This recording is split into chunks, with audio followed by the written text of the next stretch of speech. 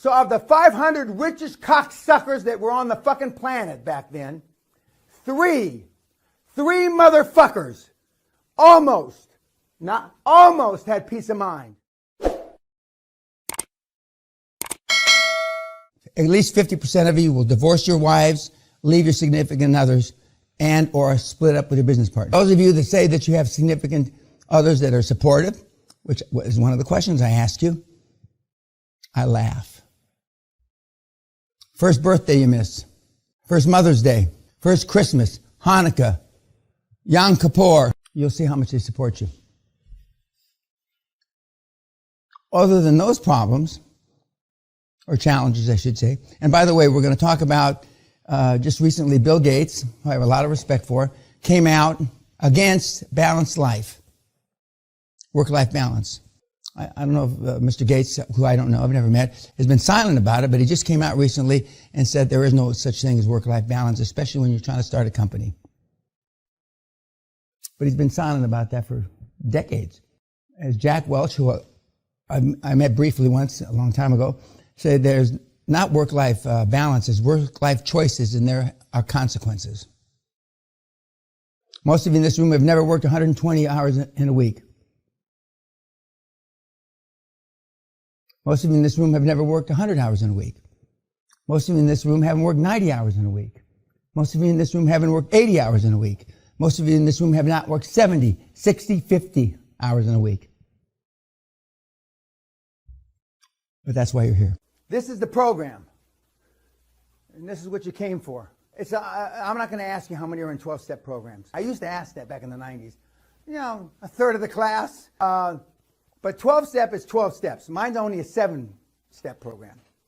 But unlike the 12-step programs, if you make a mistake and you drink again or you take drugs again, oh, that's all right, Mark. You know, my name's Mark and I'm an alcoholic. Or my name's Mark or my name's Dan and I'm a this, that, or shoplifter, whatever. And then you slip. Oh, that's all right. And everybody goes, well, it isn't all right in this fucking deal. I don't accept slips. And I passed the slide of the suicidal guy because I wanted to start, which was the next slide after I ended, because I wanted to start this part of the program on an upbeat, not with a guy blowing his brains out. I don't know if we got any, maybe we do, attempted suicides here.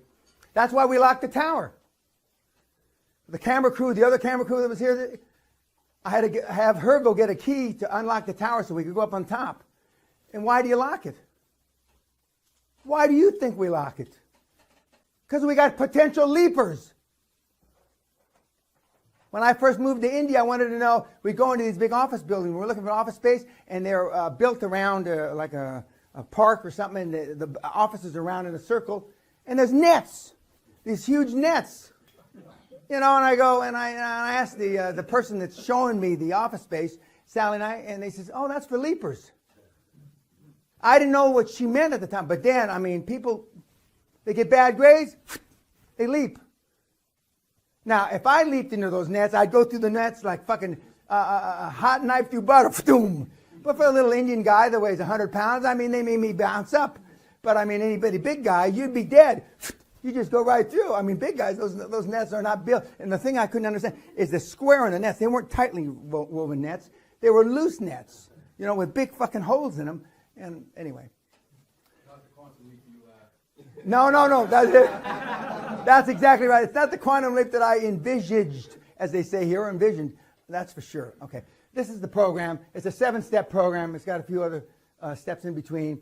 But at the end of the day, and a couple of you I reread, and you said, I don't have any exit plan, but I may have an IPO. But that is an exit, dipshit, just so you don't, you know, the person that wrote that knows who I'm talking about. But he's not the only one. A couple other people said too. But I mean, this is, you know, create your own personal foundation, clarify your vision, building perception, creating your dream team, your quantum leap, war action plan, pay yourself, your directors, and exit. Realize the wealth off of your efforts. Strange times are these which we live when old and young are taught falsehoods in school. Does that sound like today? Yes. and the person that dares to tell the truth is called at once a lunatic and a fool. Plato wrote that 400 BC. Nothing's changed. They were doing QLA several thousand years ago. I may be the only one that's ever memorialized it. Again, there's no work-life balance. I get tired of saying it, but again, I went through all your things, and some of you guys are still looking for work-life balance. I went through, I said, before I start pounding this shit again, well, there ain't any of you. Ain't, that's not good English, but for some of you that English is a fourth or fifth language, it's good enough for you. Yeah. Yes, sir.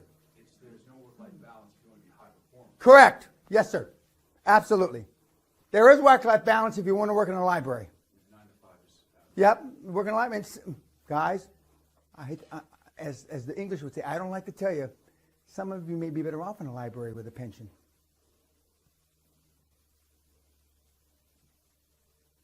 Or you walk out the main gate, which is that gate, and it's a thoroughfare for lorries, trucks. And you just wait, you hide behind the little steel thing there, and you wait, and you leap out in front of them. That'll be as far as your quantum leap is, and you let it hit you. Or you talk one of my staff into giving you the key to the tower, and you be a proper leaper, you know? And you do a swan dive off the 78-foot tower.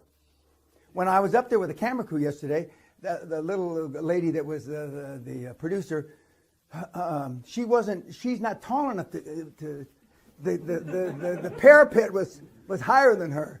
She said, well, I couldn't leap off of this. And so then I grabbed her. I said, well, with a little help you could. I think you found your tagline, quantum leaper. Yeah, exactly. Or proper leaper. Yeah, exactly. And we're talking about work-life balance. Now look at Napoleon Hill, who interviewed the 500 richest people that Dale Carnegie introduced him to. These 500, of these three, only 3 of the 500 almost had peace of mind. Almost. And I equate that's 100 years ago, not 180 years ago, 90 years. I equate that to balanced life.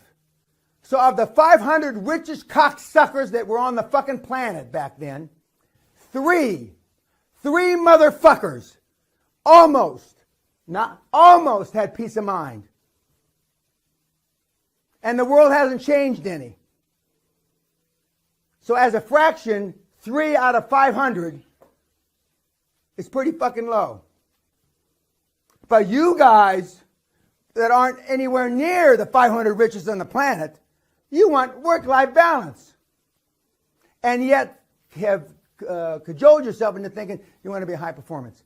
YouTubers, see you tonight. Thank you.